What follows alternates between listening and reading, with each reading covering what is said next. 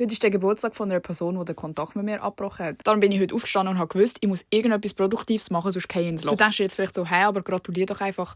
Aber wenn jemand das nicht will, dann bringt es auch nichts, wenn man gratuliert. Also, checkt ihr, das ist dann noch schlimmer, wenn du dann eine blöde Antwort auf das bekommst. Es ist auch übrigens enorm wichtig, dass ich Kleider gewaschen habe, weil es sind langsam nur noch Unterhosen übrig, wo wir seit der 6. Klasse eigentlich gar nicht mehr gehen. Dann habe ich mich ready gemacht fürs Gym und auch hier, wichtig zum Kleiderwaschen.